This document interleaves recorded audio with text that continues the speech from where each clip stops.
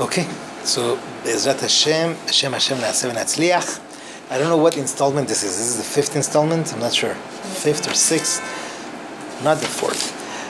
But again and again, as I say every time, definitely I would not be the authority on parenting or Chinuch Yeladim. This is just reading the Sefer of Binyan Uzriya B'Chinuch of Rav Shlomo Wolbe, Zecher Tzadik Livracha, together. And Be'ezrat Hashem, we are at a very interesting topic, and that interesting topic is about goals that we think these goals are actually chinuch, but in reality they're not. Says Harav Wolbe that many times we find that parents choose to do certain actions that they would like to call it chinuch yeladim. They call it that I am being mechanech my children, so to speak, right? They're called pseudo chinuch, right? Pseudo training our kids, raising our kids. He says really the motives for these actions that are called chinuchi, that they are really they are totally self-centered, totally egoistic, and totally has nothing to do with chinuch. If anything, they're stemming from absolutely terrible midot, behaviors that would be negative by any standard. That's where they stem from. These thoughts that we have, I am training my children, that they should have chinuch. They are behaviors that adults would not even allow themselves to show towards other adults. And what happens is, when it comes to our children, right, we use an array of these midot as if they are totally normal. Right? I'm telling you, this is a scary topic. Anyone wants to run away, you could run away now. They are all the good stuff. Kin'ah, jealousy, sin'ah, hatred, kavod, arrogance, kas, anger, gava, pride, and all the good stuff, right? The common denominator in many of them is the desire to control.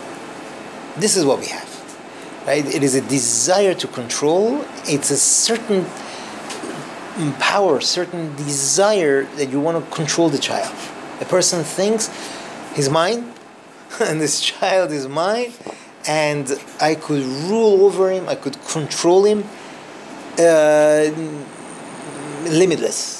It's up to me. It's my choice. So let's see where let's give some examples where these behaviors, these negative behaviors, pop up. First one. Let's start with kin'ah, jealousy. I see the neighbor's kid helping a lot. Parents, mother, father, they see the neighbor's kid or a friend's kid, they go to the house and the kid is running around, taking care, setting up the table, doing all these things. And what happens in my head? I'm thinking, my kids don't help like this. They don't do that. And there is a certain feeling of jealousy, right, that creeps up into a person. So what happens now if I go ahead and I force my child that he should also help out? Especially if you say, look, the neighbor's kids, they do this, your cousins do this. If I do that, right, that's not stemming from chinuch. It's stemming from my attribute of kin'ah, of jealousy, right? And I am misusing my control. I am using, actually, my control over the child in order to download that jealousy over here in this case. If that is the motive. Now, who can check Who has a barometer to check, like, okay, is this coming from kin'ah? Is this something that I saw somewhere, someone do, and that's why I'm doing it? Or no, actually, I think this is the right thing to do. Yeah, what if it's something you just observed and you're like, in my household, it doesn't run like that, and you want to implement it? Well, is it coming from jealousy, or is it something that you feel it's a right thing, it's a good thing? And how do you go about doing it? How does a person go about implementing it? You know what? Sometimes we think, oh, it's such a great idea. But is this for my child? Is this my desire to be? I want to be like them, or is it really, really, really something that You're right. It's a very, very delicate thing to figure out. And knowing ourselves, we are very, very close to ourselves. That means we love ourselves, and we are not willing to judge ourselves negative. We think everything we do is good. And unfortunately, this creeps up. Kavod. Okay, that's easy. I have visitors. They come in, they come home, or you're somewhere, and you force your child, be nice, go say hello. It's not etiquette. It's not good. And behave nicely in front of the guests. We are even so thin, and we say it to them. At least in front of the guests, be nice. Behave. What is that? That's our desire to gain respect using this object called a child. And what are they going to say? Wow, barakallah, very nice. Look how well trained your children are. It's like little things in the circus. You train them well. This is what I'm looking for. And such a great feeling when you hear them say that. Look at this, look how nice their kids are. And then they even text you, they say, oh, I loved it, your kids behave so nicely. And you are like, oh, this is nachas. This is true nachas. That's what we think. At the end of the day, we're looking for this kavod. And we're forcing them to do that because I'm looking for that kavod. Why am I doing it? What is the motive? Again, we're dealing with something delicate. Am I looking for kavod, or am I thinking for the best thing for my child? What is going on? Is this really chinuch that we are looking for, or otherwise? Anger. This one is easy. Anger is... when does anger creep up? When someone doesn't do what you wanted them to do, right? Someone doesn't listen to you, basically, or someone does something that you don't like, right? That's when a person gets angry. Think about it, right? When does a person get angry? If someone says something to you that you don't like, or you tell someone to do something and the person doesn't do it, we get angry, right? Or if we're not understood, we have to keep repeating ourselves. But we get angry. Yeah. Now, getting angry is something that is very common when dealing with children, right? Because both of them apply. One, they don't listen to you, right? Two, they might do things and say things and behave in a certain way that you don't like, and the person gets angry, right? They do this. And here, we could excel. We could really excel at being angry parents. We could all ace it. We could all get there. It's a test, and we are retested and retested. And what does it show? Number one, it shows it's fine. You want to get angry, it's okay, and the child learns it. It is not chinuch. It is certainly not chinuch. Right? Now, what happens to us? What happens is that all of these negative midot, right, that we are dealing with, we're working with, we put a nice robe of chinuch. We call it, we are masters of chinuch, right? We're doing all of that under the name of chinuch. If I am angry and I hit my child, I strike my child, you know what I just did? I just gave my child chinuch. I taught him a lesson. I taught him a lesson. Wow, I'm so good, right? Because I'm jealous at the neighbor, so I ask my kids to do certain thing. I am a superb mechanech or mechanechet. Right? If I'm looking for kavod, like, I want to point some scores of kavod with someone, like a friend of mine that I didn't see in like 10 years. And they come in, like, and they see, wow, kol hakavod to you. Look how you raise your children. They're so well behaved. And I get that nachat. Baruch Hashem. I am a mechanech. I am raising my children amazing. I'm doing chinuch, but really, what's the underlying current? That kavod, that they're giving me kavod. I'm a mechanech. At the end of the day, all of these, it just shows your infinite control over the child, right? And through that, I'm showing everyone that I'm a great mechanech. That becomes like the source, the root of it all, right? Says Rav Wolbe, all we are doing is that we are fooling ourselves. He says that's what it is doing. That's what's happening to us. We as parents, we are just fooling ourselves if we think that I am so concerned about the chinuch of my son or my daughter, that in reality, that is not the case. The case is that, this is totally and absolutely selfish things that I'm doing. And again, as we said, all these things, they're very fine lines that a person really has to sit and think, why am I doing this? Yes. Okay, so a personal question, but when I get like really mad at my kids and I'm like very angry. Oh, you're on camera, okay. It's okay. Well, Just to say your name. Sorry. No, you're not on camera, really. The camera is on. Oh, okay. This morning. That's fine. It's a relatable question, so I don't mind like sharing it so that people can like gain from it, I guess. It's not really. Sacrifice. I think we all do it. Okay, so no. When I get upset. Hypothetical question. Hypothetical. If someone gets upset at their children, let's just say.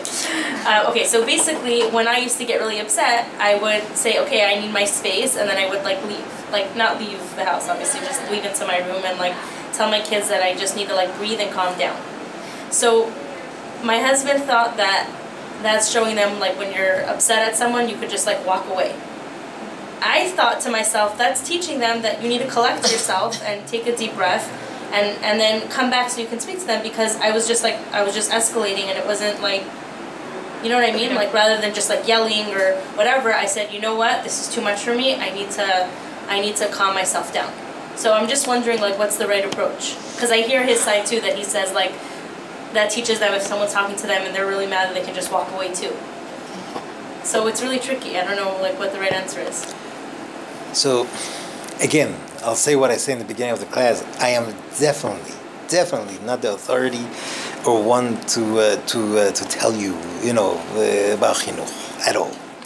I would say up to a certain level, this is a good approach, because you are teaching them not to speak, not to behave erratically when you're angry, right? On the other hand, you are showing that it's okay to get angry, right? So up to a certain level, up to a certain time, a person could do that. But this takes a lot of training for ourselves, to train ourselves not to reach that level of anger there where, we just lose control and I say, if I continue this, I'm going to get angry, I'm going to blow up at you. We have to I don't say train. it like that. I'm just like, you know what, it's getting too much for mommy. When you can handle it, I need to go. You don't have to say it. They see it. The kids are extremely smart. They see it, So even without you saying if it. they're both fetching and fighting and pulling and grabbing and screaming, I should just walk away? And then you just turn off and walk away. They see, okay, she can handle it.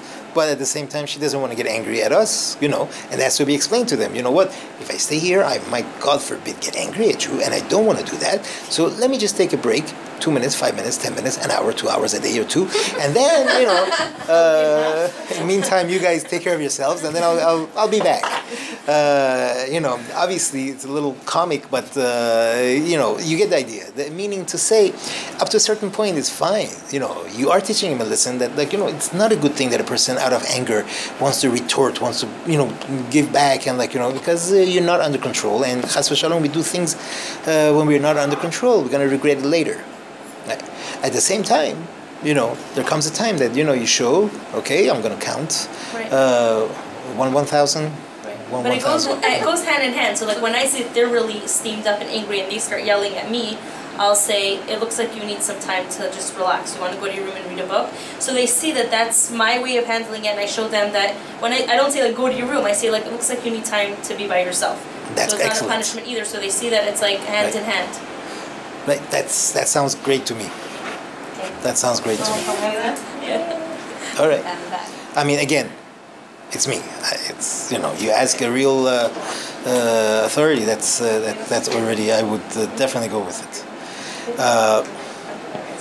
Now, this whole behavior that we're talking about here, that a person uses their own negative midot, their own midot that is embedded in them, and added to that the desire to want to control, right? To be controlling, like you put them together, you pair them up, and you do, and we say, look, I am being mechanech, I am doing chinuch. This is the proper way of chinuch, and we really fool ourselves. He says, obviously, the outcome here is that this child, we're not even looking at the child in the picture here. The child is not even in the picture. All we see here is an object that belongs to me, and the goal of this object is to help me gain whatever it is that I'm looking for, right? Yes, I am quite responsible. I feel so responsible for the child, but at the end of the day, I'm doing whatever I want with the child, right? So you may ask, wait a minute, Shlomo HaMelech says, Chanoch lena'ar al pi darko, right? Train, raise, discipline the child according to his way. He says, no, that pasuk says darko. Darko means my derech. My way is his way. That's what Shlomo HaMelech is talking about. Because I'm the parent, and I blazed the path, and I want him to go in that path. So his path better be my path. This is what happens with many parents. You see what happens here? Unfortunately, that is something that it needs thought. It needs thought. These actions that I'm doing, these behaviors, or these customs, call it, or whatever it is, where is it stemming from? This is what we have to sit down and think. Where is this stemming from? If it's something positive, if it's something helpful, if it's something that in the long run will help him, good, Baruch Hashem. But if it's not, if we were planting the wrong seed here, if our motives are not kasher, our motives are not really what the Musar dictates, then it's wrong. Then it's wrong. There is another. We meet parents that they give a lot of importance to things that they were missing in their lives. One example, they were poor. They didn't have much means growing up. They make a promise, they make a pact to themselves. You know what? My children, they're gonna have it all. Their intention is good. Chas v'shalom, they don't mean bad, right? But you have to think, you have to weigh the situation very, very carefully. It's a fact, right? Okay, they didn't have what they, something when they were growing up. They didn't have whatever it was. They were missing something. So that doesn't mean that this is what the child needs. It doesn't necessarily mean that, okay, chazak baruch, you didn't have it. Who says that the child should have it? That's not, it's not the end of the world, right? So for our example, the parents, growing up, they didn't have the means. So what are they gonna do? Bezrat Hashem, they're gonna try and make sure that the children, they have, and they give, they give so many good things. What's going on with the child? He's taking, and he's taking, and he's taking all of it. He's taking all of it in. There is no. There is no stopping.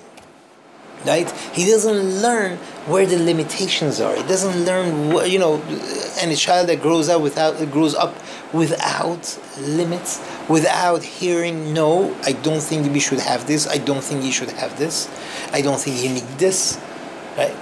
That child, Vayishman Yeshurun Vayiv'at, right? Pasuk in the Torah, Yeshurun is Am Yisrael. they'll fatten up, and then once they're fattened up, they start kicking. Chas v'shalom. Once they have it all, once they have everything, they lose all discipline, they lose all respect, they lose the concept of values in life. The parents meant well. Absolutely they meant well. L'shem shamayim, completely. They wanted to give their child, they wanted him or her to have all the opportunities, all the things that they couldn't have, they want them to have. But, Basically, it's living vicariously through them. I'm sorry? It's wanting them to live vicariously. They want to live vicariously. Right? He gives another example. A father. He grew up, dreaming about a position. That position could be anything. He wanted to be a Rosh Yeshiva. He wanted to be a CEO of a company. I don't know. Whatever it was. He always saw a principal in the school and he says, I'm going to be that. He never made it. Whatever. He never made it. That dream never came true. So when he's raising his child, he makes a decision. My child is going to achieve whatever I didn't achieve. If the poor kid, he has a natural tendency to do something else beautiful, something very good, kasher. He has a good path, something else, and he's successful, right? What did the dad do? No, that's not for you. That's not you, right? Don't do this. He crushes him, right? He crushes the child, right? And he says to him, chokes him. He says, "You gonna be what I never made, what I never succeeded. You're gonna do that. You're gonna learn what I didn't learn. You're gonna get that position that I never get. You're gonna reach the heights that I never reached." What's gonna happen? Poor thing, poor kid. He's never gonna excel in what he excels in because they don't let him, right? And he's never gonna excel in what they want him to excel because he doesn't like it. It's not him or her. It just doesn't go, right? What's going to happen? So it says Rav Wolbe, all of these goals that are under chinuch, we are imagining ourselves that these are chinuch, right? Not only they're not chinuch, they are the anti-chinuch, right? You are giving them tools that are empty, right? They're going to become robots. It's not going to be the person that they're going to be. Right? Because sometimes it's stemming from the wrong root, from the wrong midot. It comes out that at the end of the day, like we've mentioned before, the goal, the main goal and the main tool for chinuch is the midot that the parents develop.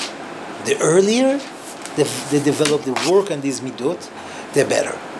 Really, we don't even need books for Chinuch or Shalom Bayit. At the end of the day, there's so many books out there, Baruch Hashem. But at the end of the day, if a person sits down and reads and learns and applies books like Orchot Tzadikim, Olam HaMidot, Mesilat Yesharim, these books that are all about midot, a person's behavior, if a person goes over them and over them and over them, how to combat chaos, how to build love, how to get away from hatred, jealousy, all these things. A person works on these things, we eradicate, we look for signs, we look for, for ways to remove ourselves from our own personal shell and to be able to judge ourselves properly. That's all we need, really, for the best Shalom Bayit and for the best chinuch of the children. That's what Rabbi is telling us. And Be'ezrat Hashem, we should be zocheh. The next series, let me just stop this one.